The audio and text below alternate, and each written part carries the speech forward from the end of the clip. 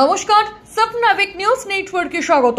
আমাদের মেয়ের মৃত্যুর জন্য আরজি করের ওর ডিপার্টমেন্টের প্রত্যেকে দায়ী, এমনই বিস্ফোরক দাবি করলেন সোদপুরের নির্যাতিতার বাবা ও মা। আনকাট শুনবো বাবা মায়ের অভিযোগ। আপনারা মা বাবাকে এই ধরনের প্রশ্ন করছেন যে আমরা আসতে পারি না, না না, সেটা ওনাদের ব্যাপার, সেটা ওনার কোথায় পেয়েছেন ওনারা জানেন। বিচারাধীন বিষয় বারবার একই।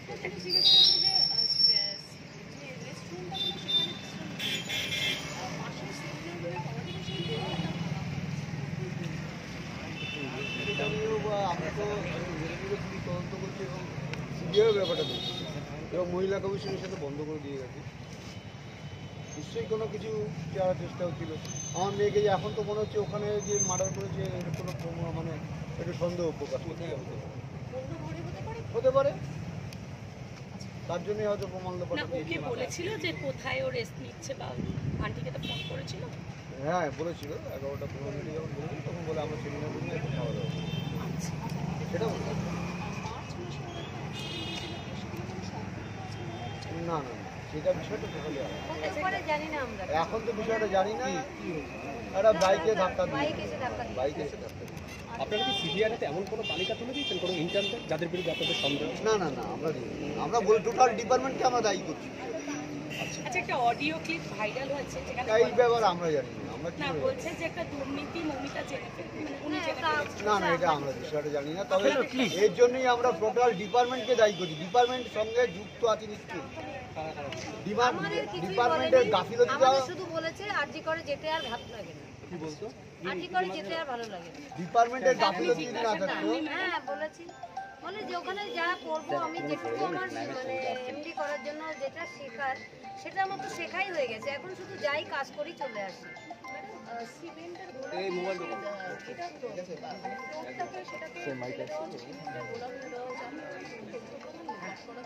হয়তো আমি জানি না। ভারতীয় দণ্ডবিধিতে তথ্য প্রমাণ লোপাট করা একটা অপরাধ। নিশ্চয়ই সিবিআই ব্যাপারটা দেখতে। তারপরে একটা কথা বলছি, যেটা বলতে যাচ্ছিল ভুলে গেলাম। বলুন স্যার, थोड़ा सा हिंदी में बताएंगे। যারা আমরা ডিপার্টমেন্টের গাফিলতি না থাকলে আজ পর্যন্ত ডিপার্টমেন্ট আমাদের সঙ্গে কোনো কথা বলেনি। আজকে 8-9 দিন হয়ে গেল ডিপার্টমেন্ট যাদের দায়িত্বে আমি মেয়েটাকে ওখানে পাঠিয়েছি তারা কথা বলেনি। উল্টায় প্রিন্সিপাল বলছে আমার ঘরে আসতে হবে, আমার সঙ্গে কথা বলতে হবে। প্রথম দিন যেদিন আমার মেয়েটা মারা গেছে, হ্যাঁ অনেকক্ষণ ধরে হ্যারাস করেছেন আমরা দেখছি এবং পুলিশকেও তখনই বলেছিলেন এগুলো দেখছে না। একটু ম্যাডামকে জিজ্ঞাসা করবো, ম্যাডাম কতক্ষণ আপনাকে অপেক্ষা করতে হলো ওকে দেখার জন্য? আপনি পুলিশকে বলেছিলেন? হ্যাঁ পুলিশকে পায়ে ধরছি। আমার মেয়ে যে অবস্থায় আছে ওই অবস্থাতেই আমি একবার মুখ দেখতে চাই না। ওখানে তদন্ত চলছে, তদন্ত চলুক। আপনারা তো রয়েছেন, আমি কাজ করবো না, আমি জাস্ট একবার মেয়ের মুখটা দেখবো। তাও বলছে যেতে দেওয়া যাবে। সিপি একটা কালকে প্রেস কনফারেন্স করেছেন, করে বলেছেন ফ্যামিলির সাথে আমরা কোঅপারেট করেছি। আপনার কি মনে হয়? না উনি প্রথম দিকে করেননি, প্রথম দিকে করেননি, কিন্তু পরের দিকে অনেক চাপে পড়ে তখন সেটা আশা করছেন সিবিআই এর হাতে। আশা তো রাখতেই হবে, বারবার আশা তো রাখতেই হবে। মুরলীধর শর্মা যেদিনকে এসেছিলেন সেদিনকে আপনাদের সাথে কি কথা হয়েছে? উনি আমাদের তদন্ত কীভাবে হচ্ছে, কীভাবে চলছে, প্রতিদিন এটা তদন্ত বিষয়। এটা আমরা প্রথম থেকেই কথাটা বলি। কারণ ডিপার্টমেন্টের লোক যদি জড়িত না তারা আমাদের সঙ্গে কথা বলছে না, আমাদের সহযোগিতা করছে না, তাহলে আমাদের সহযোগিতা করেন। কি করে বাইরের একটা লোক এসে জানবে যে আমাদের একটা সহানুভূতি জানানোর একটা বিষয় তারা মনে করছে।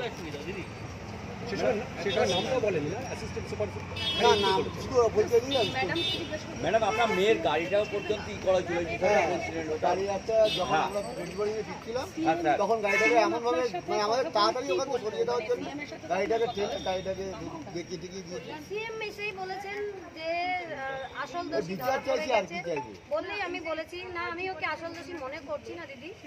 আসল দোষী ও যদি বাইরের ভেতরের কেউ না থাকলে ও কি করে জানলো রাতে আমার মেয়ে সেমিনার রুমে রয়েছে? ম্যাডাম তখন মাথা নিচু করে বললেন যে এটা আমারও ডিপার্টমেন্টের উপর কনফার্ম হচ্ছে যে এই সমস্ত কাজকর্ম করতে। পুলিশ কিছু বলেছে তখন? হ্যাঁ নিশ্চয়ই, অবশ্যই ডিপার্টমেন্টের লোকের নিয়ে একজনের দ্বারা আমার মেয়ের বডি দেখে যা মনে হয়েছে একার দ্বারা কিছুতেই সম্ভব না। এবং মানে বড় কোনো এখন তো দেখতে পাচ্ছি অনেক বিরাট বিরাট চক্রের সঙ্গে কাজ করছে, সেদিন আমার বাড়িতে তারাও বলেছেন একার দ্বারা সেটা আপনারাও বুঝতে পারছেন। 14 তারিখ রাতে যে বিষয় সেটা আমরা প্রথম থেকেই তো ডিনাই করে আসছি। আর্থিক ক্ষতিপূরণ আমার মেয়ের জন্য, মেয়ের লাইফের বিনিময়ে যদি আমরা টাকা নেই, আমার মেয়েটা খুবই দুঃখ পাবে। সেটা তো আপনাকে আমি বলেছি, যদি কোনো বিচার পাই অবশ্যই গিয়ে আমরা বলেছি নবান্নকে নিয়ে আসবো। স্যার আজকে আপনার মেয়ের জন্য সারা পৃথিবী এবং আগামী দিনে কোনো মা যাতে বা তার বাবা যাতে, সেটা তো আমরা সবসময় ভগবান এবং প্রশাসনের কাছে এটাই একটা দাবি, আমার এটাও একটা দাবি। Thank you.